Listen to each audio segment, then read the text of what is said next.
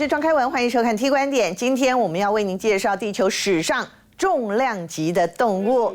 没错，以往呢我们会说陆地霸主就是恐龙啊，那么海洋巨兽则是蓝鲸。不过现在可能要换鲸做做看了，因为古生物学家发现了一种非常巨大的鲸豚动物，叫做巨象秘鲁鲸。那么堪称是架杠的史前巨兽，无独有偶的，近期在台湾的研究团队呢，也在屏东的恒春发现到了85000年前的动物化石，全长超过20公尺，光是一根下颚骨就重达334公斤呢，是目前全台湾发现最大而且最完整的鲸鱼化石。今天要带您深入鲸鱼的化石传奇。而讲到鲸鱼，也许您去过宜花东，赏过鲸豚吧？不过严重的问题是，我们的海洋环境似乎越来越不适合它们生存了。很多触目惊心的画面频频上演，甚至还有海豚妈妈因为受不了丧子之痛，居然在海洋志工的面前轻生吗？2023年全球华文永续报道奖长片类优选的作品，就耗时3年时间，记录下台湾珍贵的鲸豚生态，并且发现了真正的凶手。今天也要带您来剖析揭秘。好，节目一开始就让我们跟着国立科博馆还有考古 YouTuber 方块酥共同拍摄的纪录片，看看专家学者是如何在屏东恒春的原始秘境发现到台湾史上最大的鲸鱼化石。我们就来看看这一段惊奇之旅。每当台风、豪雨与地震之后，埋藏在地层中的化石会因为地层崩塌而重见天日。这好几，这好几个连续的呢。对啊，连续的。哦，那就刚刚冲下去对，我发现从这边冲下去的啦。这两个我看到了，找到了。原地层的，所以这下面是你眼区的原地层的东西。有机会整治。有一只哎。刚刚呢，就是我们的团员质疑呢，在就是经过这个地层的时候呢，他就发现这个地上呢有4个非常非常巨大的这个鲸鱼的肋骨。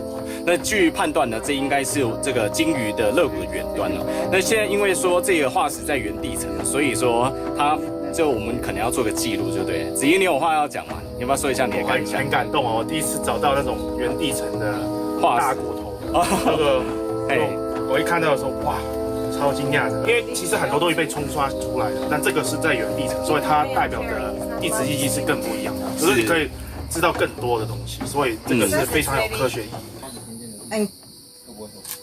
为什么要记录位置？就是因为知道到底它是 articulated 还是 disarticulated。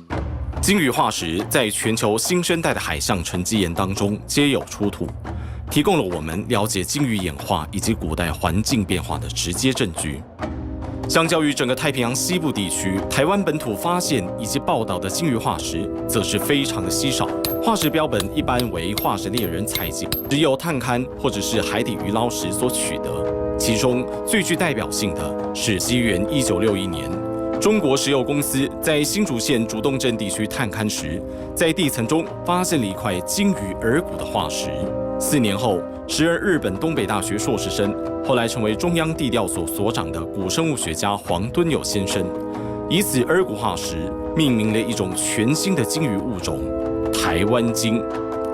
这种鲸鱼生存于上新世时期的台湾海域，传统上被划为须鲸属。全台各地皆有鲸鱼化石出土的记录，从北向南分别为桃园大溪、新竹竹东、苗栗后龙与苑里、台中丰原与太平、南投国姓、嘉义竹崎、台南左镇、玉井以及澎湖水道。而近年来，新北市八里以及恒春台地这2个地方则受到重视。过去在台湾发现的鲸鱼化石标本，大多是破碎且不完整的，形态大多为单一的部位或者是碎块，在确定物种上以及提供有用的科学信息方面是相当有限的。而现在躺在我们脚下的这只鲸鱼，究竟是不是完整的？也许我们得继续发掘才会知道。我觉得下面也有啊，下面有一根呢，先保留好。好，行，这个很复杂，下面很复杂。我觉得2根一起搬走了。不止，它下面还有一堆东西，你要挖开一点。我觉得要一起搬走的。那2根，这2根会不会比较好弄？好弄的话，是不是先这2根，然后那根埋回去比较？那一根不好弄，那一根可能那个不知道还在里面底在哪里，这个不知道。这一根也是爆一样掉。失落。凉了。好像有没有超强潮文艺？你们要不要吃？这样明天抢。现在喝水。喝水喝水。这样明天抢得更早一点。 3、2、1，明天真的会早来，因为明天今天晚上这边。我看跟昨天一样都。这边练，在哪里？晚餐不一定啊。再慢慢。早餐主要是早餐、午餐。早餐的话，那个我们会立刻。 2、1，慢慢拿，有力的话。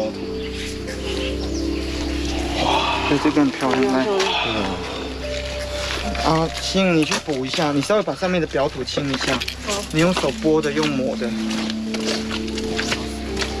对，来给我。有点有。这样的中间9是它10是，下面还有一个。等一下，9是上面那个。这样吗？如果这样，对，然后再把漆铺在上面就可以了。因为它现在我觉得站不站起来。孤独的情况，我觉得我挖到。可以放了，它可以。好 ，OK。 那大家呢？今天呢可以看到呢，我们发掘最为惊人的呢，就是这一根附着在山壁上的这个鲸鱼肋骨化石啊。那根据呢刚刚我们研究同仁的这个测量呢，它的这个长度呢大概有150公分这么长哦。而且呢，这到后面呢我们还没有发掘完，所以呢这个肋骨的发掘呢，我们要等到明天呢再做一个就是系统性的发掘。说不定呢，在这个后面的山壁之后呢，我们还可以发现到更多这个鲸鱼的这些资料啊。 那说不定呢，可以让我们解开这只鲸鱼的前世今生。好，这次在屏东恒春头沟地区所发现的鲸鱼化石哦，距今大约有85000年前哦。我们来看一下哈，经过研究团队将近1年所做的研究报告，发掘推测的品种，它是须鲸目，大概就是灰鲸的一种，而且它的身长大约20公尺长哦，非常的有意思。而这神秘的鲸鱼化石呢，即将在国立自然科学博物馆公开了亮相。我们今天带您先睹为快，要来探究它的前世今生。同时，大家一定很好奇，像这样子挖掘出来的化石，能够拼凑成一只大鲸鱼，它的本尊到底长怎么样呢？稍后就要为您揭晓。马上介绍今天的来宾哦，国立自然科学博物馆地质学组助理研究员杨子睿博士。杨博士你好。您好，主持人您好，各位公众大家好。 是杨博士，您是古生物学家，是，同时您也是恐龙学家哈。对。不过今天要跟我们讲的是鲸鱼，对不对？是的。因为我们最近真的是非常难得哈，堪称是挖掘出全台湾应该是最完整的鲸鱼化石，对不对？好，我们来看一下到底它有多大。远古鲸鱼哦，我们来做一个比较，这是它的下颚骨，对不对？是。下颚骨全长就有223公分，重量就334公斤，光是一个下颚骨然后人躺在旁边是这样子的一个比例。好，如果人跟灰鲸大小对比的话，从这张图就可以看得很清楚了，所以就可以知道它真的非常大。不过听说我们在研究的过程当中有一个很关键的部分。 就是我们怎么知道从化石要来推究出是哪一种鲸鱼呢？听说它的耳骨是一个很重要的关键吗？那刚刚主持人提到的耳骨呢？其实耳骨是哺乳动物里面一个很常见的特征，在哺乳动物甚至会用耳骨的形态，因为每个哺乳动物的耳骨形态都不一样哦，连鲸鱼不同种的鲸鱼，它的耳骨形态也都不一样，所以耳骨其实就很像这个物种的身份证。 OK， 所以你看到什么耳骨，你就可以知道它是什么样的鲸鱼。但很可惜，我们这次的鲸鱼，它的耳骨同时也是最容易松脱的一个部位，所以它其实并没有找到。所以我们只能退而求其次，用第二显著的身份证，就很像今天没有身份证，你要用健保卡。对，那肩胛骨就是类似鲸鱼的第二证件健保卡。所以这次的推断是用它的肩胛骨的形态去对比。 哦，懂，真的是非常的不容易哦。您今天带来的这一块就是其中的一块碎骨，对不对？是，这是最早发现的其中一块。最早发现的其中一块碎骨，这个就是鲸鱼化石。可是像这样子，我们一般人就算看到了，在路边看到了，也会不知道它是鲸鱼化石，会以为就是一般的石头。当初到底是怎么样发现？听说是一个美丽的意外，是这样吗？是，的确是。当天大概是5月28号，我们选的那一天其实是有原因的。 因为在它前几天，上个礼拜而已，恒春2天之内下了400毫米的雨量啊，这是非常大的雨量。在台湾，你要捡化石或采集化石，最好的时候就是下过雨，而且要雨下得够大。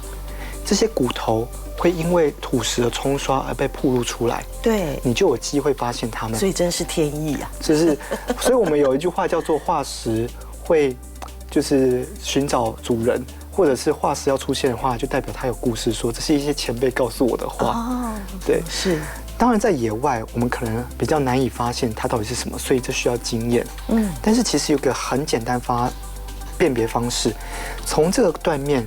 各位观众或主持人，您可以看到它有非常多的海绵状组织这就很像您有机会吃牛肉汤，大骨剖面，你就会看到这些骨头的海绵状组织。我们那一天其实在野外走啊走的，最有趣的是，其实这是肋骨的一部分，就是那个肋骨、宾纳骨这个地方。其实我们那时候在走的时候，因为那个地方都是很泥泞的地形。我们需要找凸出来的地方当做台阶走过去，我们就走呀走呀，走了4个台阶。后来我的香港学生梁子怡，他就回头一看，不对啊，大家踩的台阶其实都是肋骨凸出来的地方。哦，好有趣哦！大概类似这样子的图吗？对，其实你看到大概只有尖端的部分当时有凸出来而已，是后面全部都是在土里面的啊。所以那时候大家是踩着台阶，但浑然不知下面其实我们踩的是一只鲸鱼的肋骨。哇，这个好有动画感哎！的确是是。好，这个就是发现的一个过程哈，非常的有意思。不过刚刚讲到了恒春，你说是化石很多的一个地方，我们就来看到啊，其实台湾很多的地方都曾经有过鲸鱼化石出现哦。从这张图我们就可以清楚看到，从新北的八里，南到屏东的恒春都有嘛，对不对？可是我在看这张图的时候，特别觉得奇怪的是，嘉义竹崎啦，或者是南投的国姓啊，这些不是都山区吗？靠山区，那怎么也会有鲸鱼化石？其实相当程度也代表了台湾生态还有地形上面的一些变动，是这样吗？台湾大概是在6个百万年前吐出水面的，而台湾的主体其实很多都是在海洋以前的沉积物，因为造山运动的关系隆起，露出水面以后，形成我们现在居住的台湾岛，甚至在最里面。所以为什么其实我们在很多山区的地方可以发现海洋生物的化石？举个例子，古关那个地方就有一些贝类的化石，那个已经是很山区的地方。对呀。而鲸鱼其实还不太够深，其实这些地方大多数都是在沿山脉跟平原的交界地带，那些地方都已经露出来，抬升以后经过侵蚀，才有机会让这些鲸鱼化石露出地表。其中有一件最有名的鲸鱼肋骨，是大概在10几20年，或甚至更久，在台中的大甲溪，就在大甲溪河岸就露出来。可是，在当时的确因为本身博物馆或者是在公家单位的努力不足之下，这个标本其实当时并没有机会保存下来。原来我们现在居住的这个美丽的宝岛哦，以前是海底世界，就如同我们今天的虚拟棚给的大家的场景一样，我们今天是在海底世界里面 Under the Sea 对 Under the Sea 做访问哈。不过非常有意思的是，我们刚刚讲到的，终于经过了大家努力，可以让它重见天日，可是真的不容易哦。发现了之后，你要开始挖掘，对不对？挖掘的过程当中，真的是得要小心翼翼。好，您今天就带了一些这个工具。刚刚我们已经看到了鲸鱼的这个化石碎骨，这是肋骨，好厉害。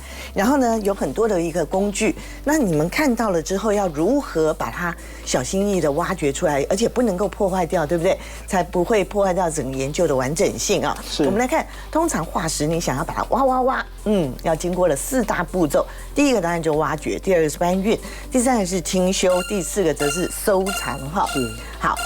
大家看起来好像很简单，可是每一项都是很高的专业，对不对？是不是请杨博士带领我们来进入这个所谓的挖掘古生物化石之入门？假设我今天知道这个是肋骨，我大概就知道前后方向往哪边是头，往哪边是尾巴。这是我们从动物骨骼上的了解做出来的推断。对，所以我们就要开始研究说，我们是不是要把上面的那一层很大的土剥掉？我们才可以把平躺在里面的鲸鱼化石暴露出来。对，所以在一开始我们可能会用一些比较大型的工具，但如果用大型工具，那个势必会跟法律有一些冲突，所以我们会用一些手动、人工能够操纵，比方说铲子，先帮大片的土石清理掉。可是那也很冒险的，一铲铲下去，结果把最重要的部分铲断了，会有这种风险，对不对？的确有，所以这就是你要对骨骼够了解，要了解。你看到这个肋骨，你要能够知道说，哦，它大概是哪个部位。再用大铲子把上面的土石清掉以后，我们就要开始用一些小的工具了。是，因为越靠近骨骼的时候，你就不能用大工具。对，就如同您刚刚所说的，就会把骨头铲断了，那就得不偿失。没错。所以我们会开始用一些比较小型的工具，比方说这种小型的铲子，是，慢慢的将上面剥掉。也就是说，可能距离1公尺或者是50公分以外的地方，我们用大型的工具。在进到50公分以内的时候，开始用这个。接下来越到里面，当然我们会有2种方式，一种是这种尖头铲，对，一种是这种平头铲。那这2种方式不太一样，因为尖头铲它比较适用于比较坚硬的砂岩因为它尖尖的，它可以戳进去。平头铲比较适合泥岩。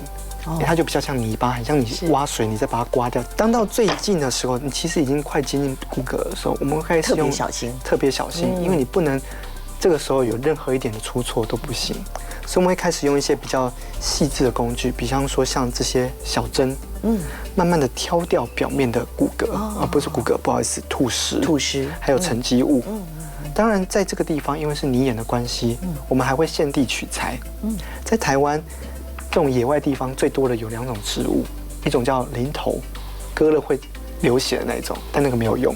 另外一种是竹子，我们会用竹子削成片，做成竹刀，把上面的泥巴刮掉。用刮掉的方式。所以这个过程需要很高的耐心，对不对？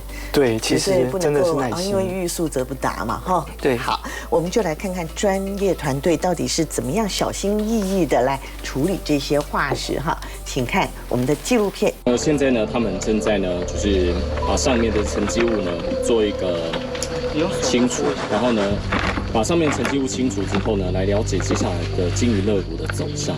说不定里面还有很多的骨头在岩层里面。哦，小心！小心！不过的确啦，我们一个鱼龙花了3年。就是如果要真的很完整把整块出来的话，我们之前在美国也是10几个人的这样挖，大概要花6个月。慢工出细。请问你会去休息一下吗？换一下。那边一块起来了，小心哦。那个你现在已经到那个。我知道。你到化石上面了，小心。这样比较快。我来搬。那个也是一根吗？这边有一根。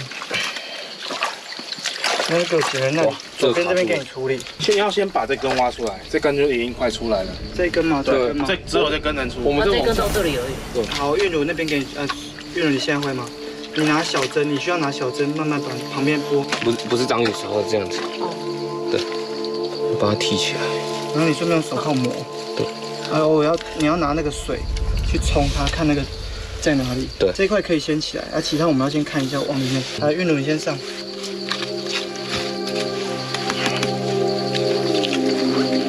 现在要提取这根肋骨化石啊！你食指那里那一段有力，真的好紧张。没关系，下面断了，有断。下面断。没关系，等下你先拿吧。你先整个先拿。好，那块，这个是吗？这不是。表土，这是表土，这块是吗？这块不是，这个是表土。所以现在整个肋骨都出来了。都出来了。来，那个好，你拿出来以后，那个旁边如果留回来，你拿那个用干净的稍微把那个上面泥巴清掉。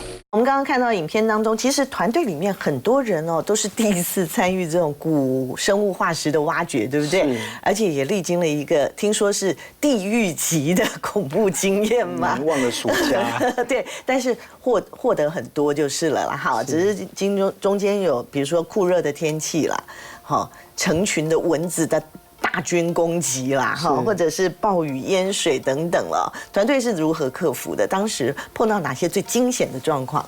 就如同刚刚主持人所提到的暴雨侵袭这件事，我们就有好几次因为暴雨侵袭的关系，虽然这个地方并不是一个长流的河道，但是它只要下大雨一累积起来，那个水也会淹过我们所有的化石、挖掘出来的材料、工具，甚至有时候其实最危险的是我要把人员撤离。其实那个水位并不高，但是问题是你在水覆漫的情况之下，你其实看不到地形。对，有时候踩空了那个地方，踩空那不得了。是，所以在那个时候其实经历了蛮多事情。那时候有时候都想说，一定要把这个挖出来，不挖出来的话，可能就不会上头条，而是上社会新闻了这样子。是，就是说成大或科博馆某老师带着学生，然后在哪个地方挖掘，然后出了什么事情这样子。对对对。但也很高兴，因为其实不仅有刚刚也提到了蚊虫的侵扰，所以我们每天都要敷上一层厚厚的防蚊液。是，而且一定要随时补。而且发现的时间的时候，其实已经蛮热了。对，那时候是5月底。5月底，我们挖的时间点基本上就是最热的时候，而且在屏东。对，不过那个时候还好，因为那个时候其实还在疫情，那其实是我们最大的挑战。因为在去年的时候，台湾那时候还在 COVID 的疫情之内，所以我那时候必须确保每成员都要维持健康。是，只要有一个中 COVID， 那整个团就团灭了。没错没错。总共工作日天数有多长？就4个月。总共4个月，但并不是每天在那边工作，因为我们有时候还是必须要补给装备，或者是要把化石运出来、运回台中等等的。对，所以实际在野外工作天数合计其实是90几天。有90几天，那也真的是够辛苦了哎，是连续90几天哈。好，而且挖出来之后。去这样子一小块一小块的，要怎么办呢？要把它拼凑起来呀，对不对？好，所以拼凑起来之后呢，就得到了一张示意图，对不对？就是像这样子的一个示意图。好，这个是你们拼凑出来的一个完整的，但是它本尊到底长怎么样，也做了推断，对不对？哎，原来是这样。原来它就是灰鲸，大概是长这个样子，是不是？这个部分是不是也帮我们说明一下？其实我们当初最一开始挖掘到，就如同主持人在我们一开始讨论到的，它其实只有肋骨这个部位出现而已。大概就最早是这个地方。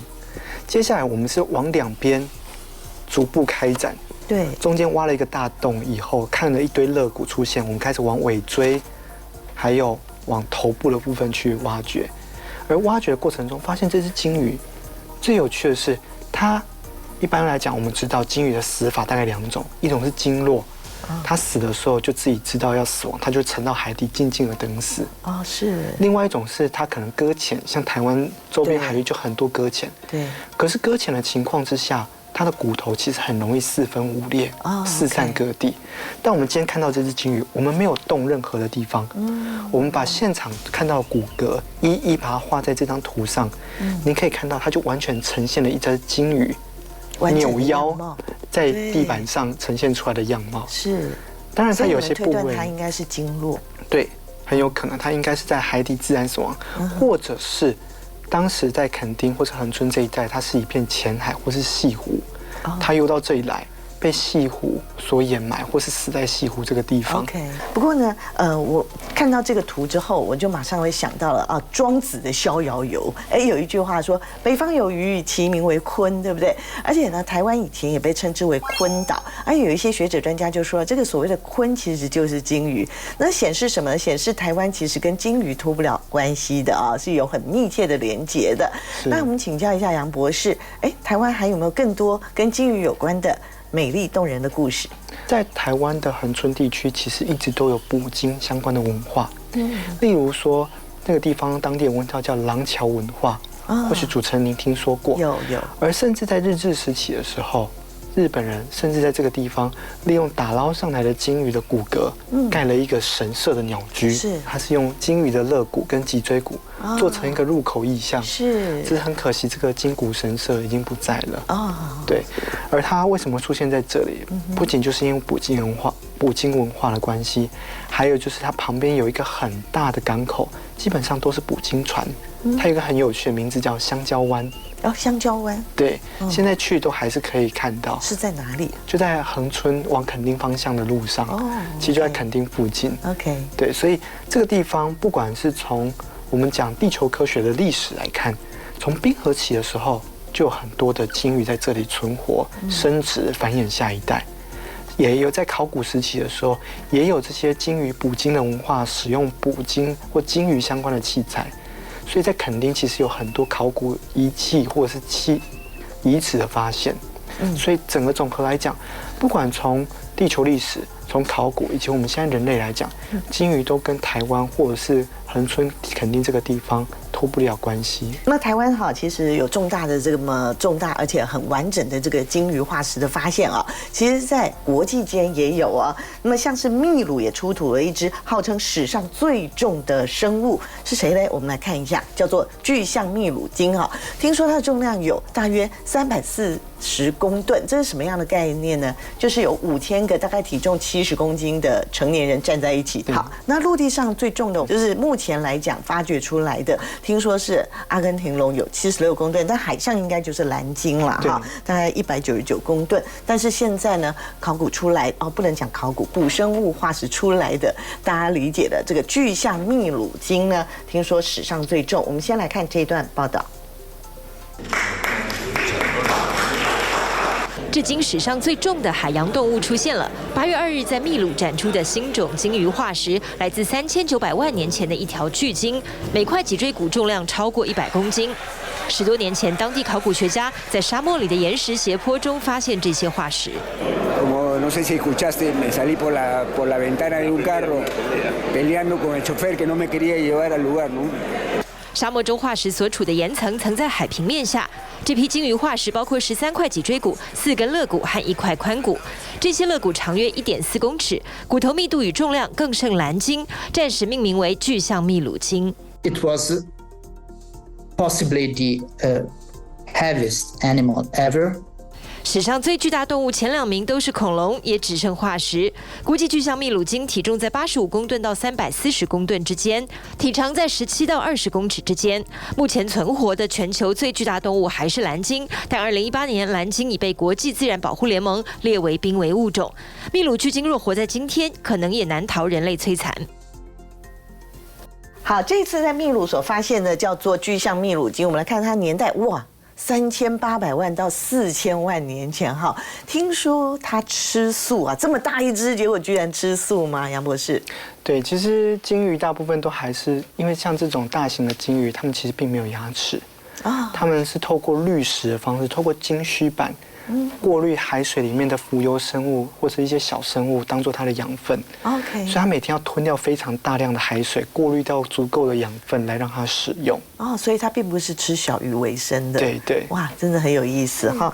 好，海洋环境其实不断的变迁啦哈。如果现在巨象秘鲁鲸在现在的海洋，不知道它能不能生存。刚刚报道当中有提到了，因为现在海洋的污染好像越来越大，对不对？对，的确是。是，那么也有越来越多的鲸豚啊会搁浅嘛，我们刚刚也提到了哈。但归根究底啊，这个凶手到底是谁？很多人说，当然就是人类，没错是人类啦。但也有人去追踪说，居然跟海洋现在出现的一种声音有关系，这又是怎么回事呢？我们马上回来继续聊，请别走开。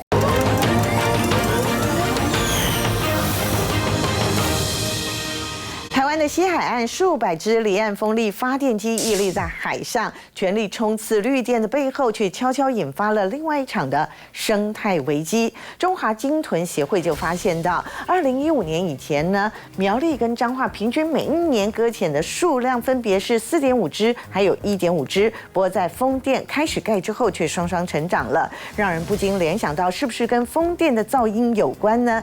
的确，有关于声音对鲸豚的影响，全球都有在做相关研究。近期最显著的例子呢，就是乌俄战争下，包括了潜水艇声呐、炮火轰炸等等，也都干扰了黑海鲸豚的生态，造成至少有5000只的海豚不幸死亡。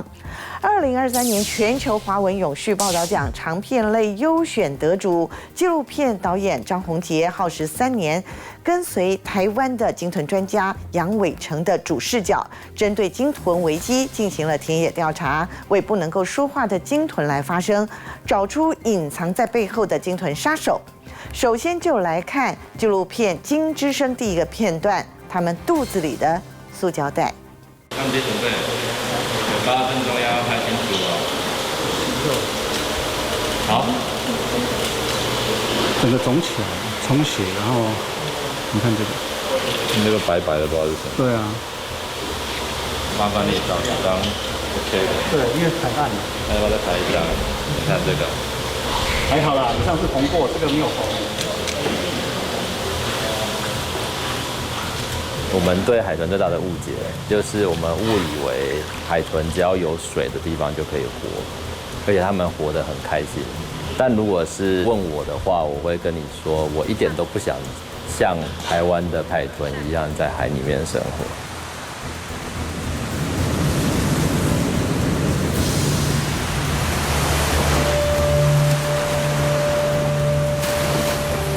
我们曾经在海豚身上发现了杀虫剂、抗生素，甚至是我们在猫身上才会发现的弓虫。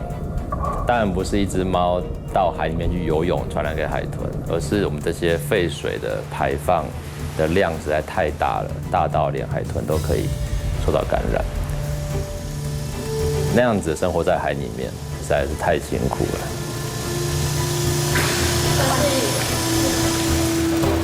下面要那个。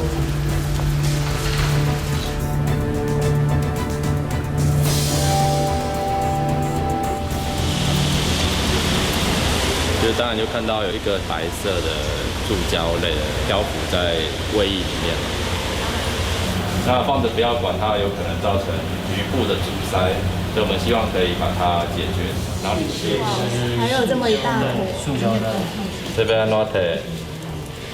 这手无法度摕吧？用手。用手直接拉。天哪，我这样拉就要快断了，那到时候真的掏怎么掏？这是塑胶袋，它的消化好健康。好，刚刚看到塑胶袋上居然写着“健康”2字哦，真的很反讽，同时也让人觉得很心痛。马上来介绍这一段节目的2位嘉宾，第一位要介绍是《金之声》纪录片导演张宏杰，宏杰你好。好，大家好。是宏杰，我们要再次介绍哈，恭喜你再度得到了全球华文有序报道奖哈，3年前就已经曾经获奖，同时你也是第1届齐柏林环境纪录奖的得主，恭喜恭喜！好，再来要介绍的是中华鲸豚协会搁浅处理专员郭祥夏，但是大家都叫你向哥对吗？向哥你好。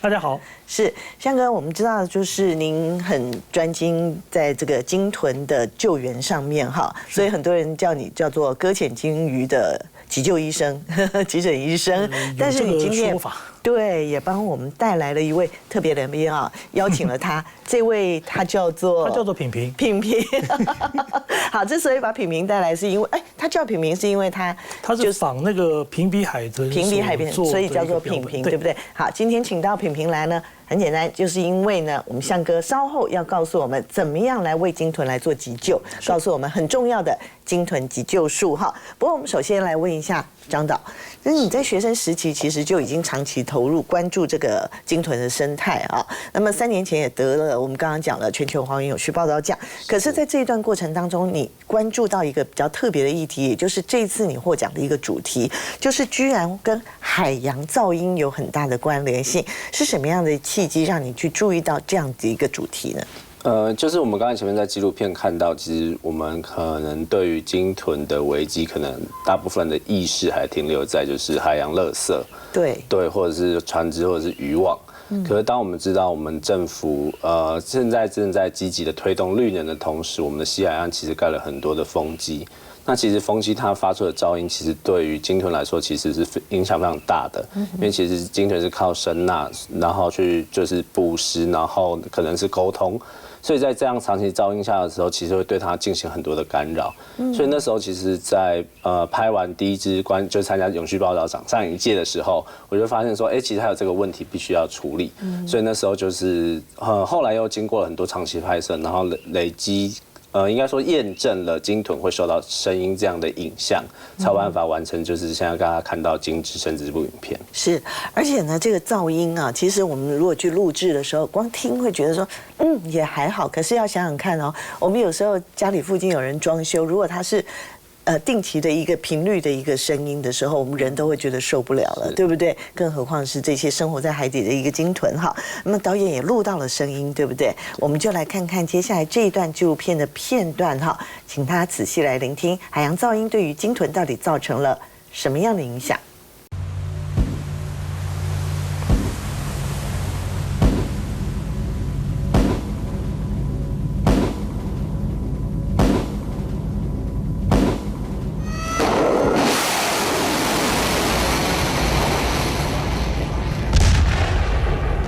1974年、1985年、1988年都有这个搁浅的事件，而且这搁浅的事件呢跟什么有关呢？我们附近的军事演习，那这些物种呢，我们解剖的时候发现，脑部的血管里面有气泡，那就是潜水夫病啊。那你想说，海豚怎么会得潜水夫病？那个中频声呐跟中低频声呐那个泡的都很强的，那个声音对他们非常非常敏感的，所以它就冲出水面，速度异常，导致一个不用减压的生物都会得潜水夫病。它就是很惨的时候就是这样，就是很紧张啊，会把头抬起来，然后就是。然后手到退。潜水夫病很痛啊，你去问人得潜水夫病的时候很痛。好，我们都知道哈，得病搁浅的海豚其实它不会说话。不过刚刚在纪录片当中可以听到了杨伟成兽医，他不断的帮他们发声。他说，其实得潜水夫病很痛啊，对不对？因为人类的经验就是如此哈。那我们来请教象哥哈，听说鲸豚如果罹患了潜水夫病，会比人类更加棘手吗？在我刚刚入行那个时候呢，就碰过一次。那个时候还是叫台北县跟桃园的交界处，有6只瑞士海豚，就是集体搁浅在那个地方。那个时候非常明显的可以感觉到那种潜水夫病给他的痛苦，他就每次这样窜，向上窜，然后翻滚。然后我在现场，我坦白说，我无能为力，就眼睁睁的看着6只海豚死在我眼前，我什么都做不了，我什么都做不到。是潜水夫病，它本身又叫做减压症。那么通常在鲸豚身上会发生在那比较深浅型的，像瑞士海豚啊，或者小抹香鲸科的，或者是喙鲸科的这种比较深浅型的，因为它受到惊吓的时候，急速的向海面上升起的时候，会让它的身上那个有一些氢气的气泡会散发出来，充斥在它的肺脏乃至于血管、内脏里面，那真的可以感觉到那个真的很痛。那事实上，在我们人类可以做的，像减压舱了这一类的治疗潜水夫病的一些仪器道具，在鲸豚身上是完全不适用的。所以我们当时唯一的办法也讨论了很久，决定说，也许他们回到大海有机会，真的只能说有机会。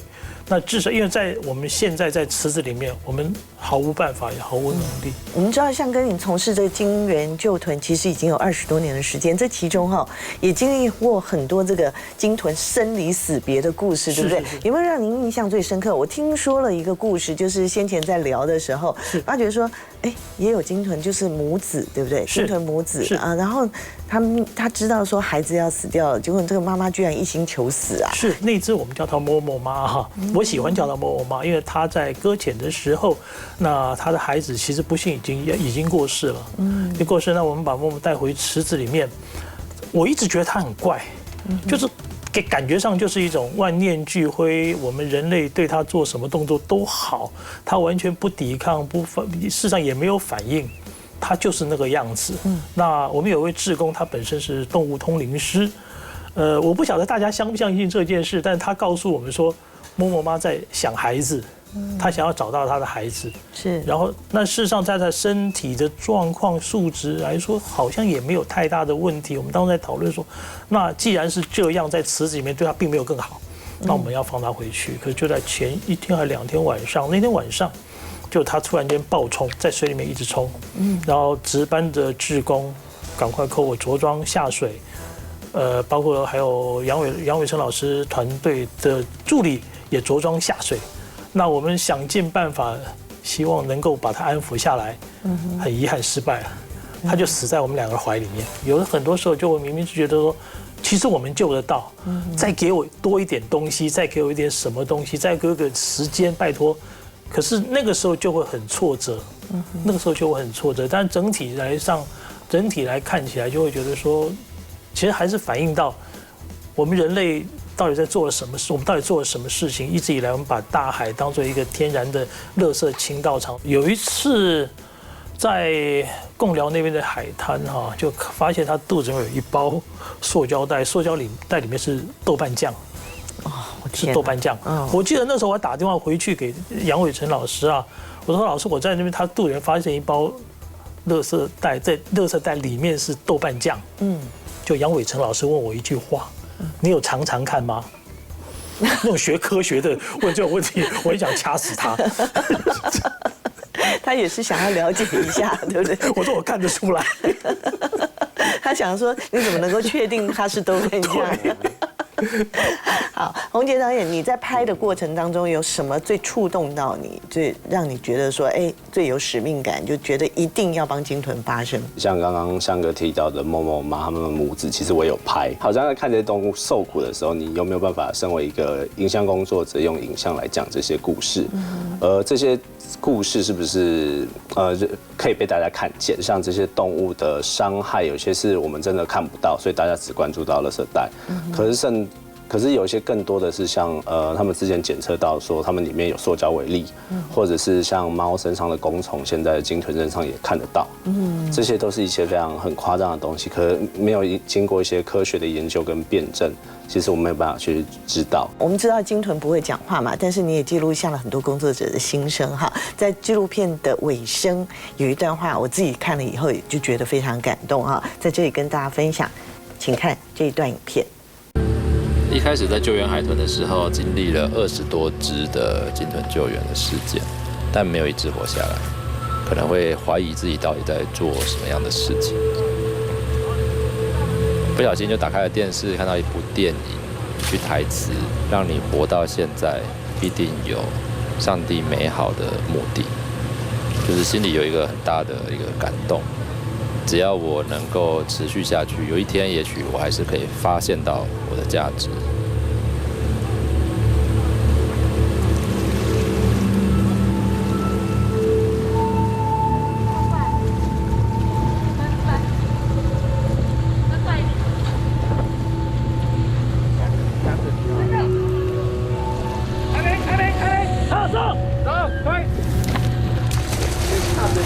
可以哦，1、2、3。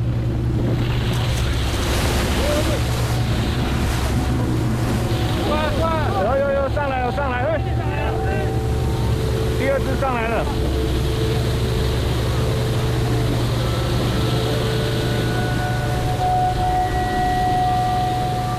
好，来一只，再2只、3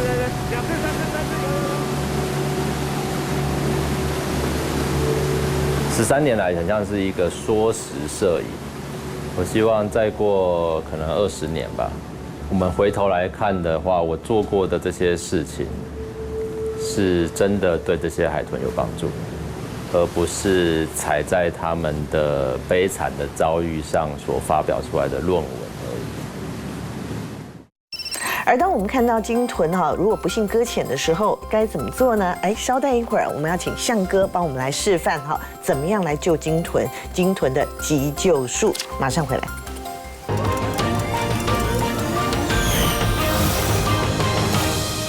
全球的鲸豚搁浅的事件不断的发生，但一般人如果遇到了鲸豚需要帮忙的时候，常常束手无策，该怎么办呢？所以鲸豚协会一直在推的就是鲸豚急救术，有所谓的3要4不的原则啊。大家看到了，其中有一个原则，说是不要站在鲸豚的前后头尾，对不对？是。还有呢，不要去拉扯它的胸鳍尾鳍。请向哥来帮我们介绍一下，这是什么原因不要站在它的前后啊？因为鲸豚本身它毕竟是个野生动物，如果说你在它前后，它感觉到有压力的时候，它可能会咬你，或者是用尾鳍拍打。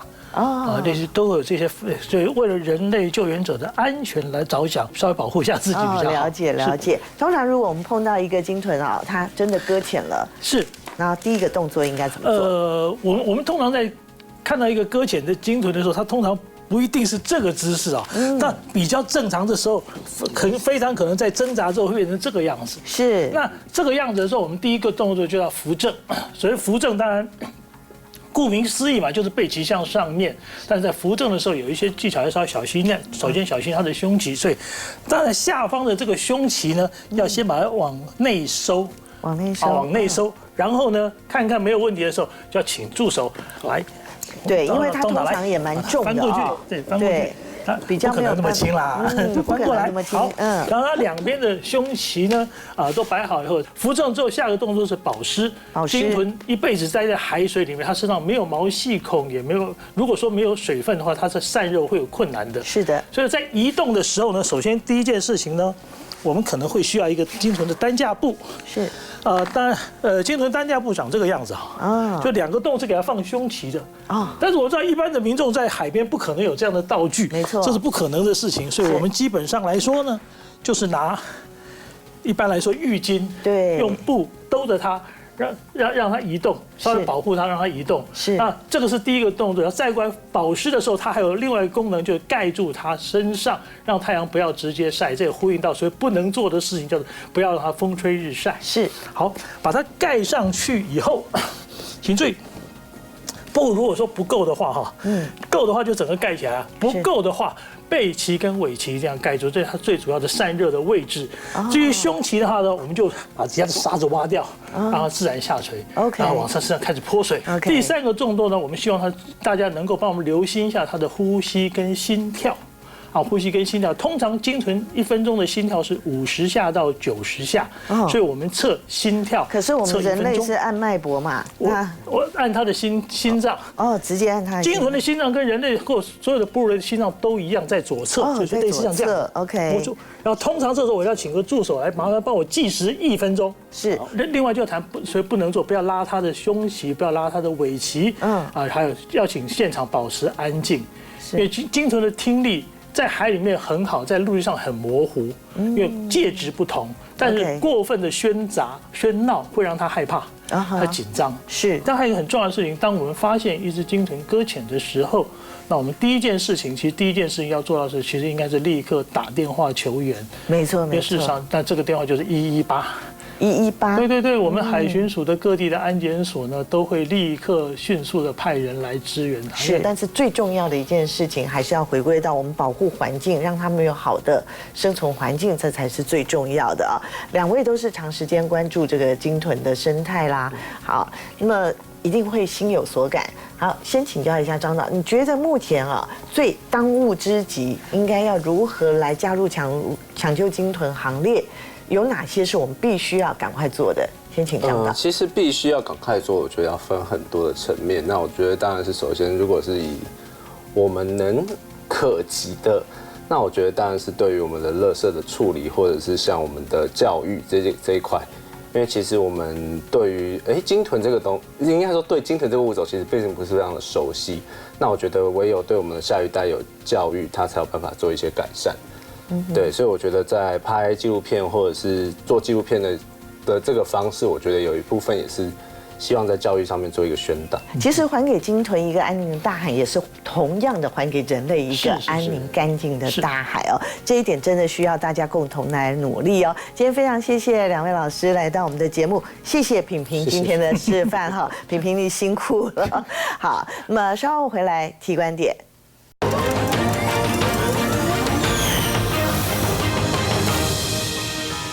谢谢你的加入，我是庄开文，我在提观点，下次同一时间再见喽，拜拜。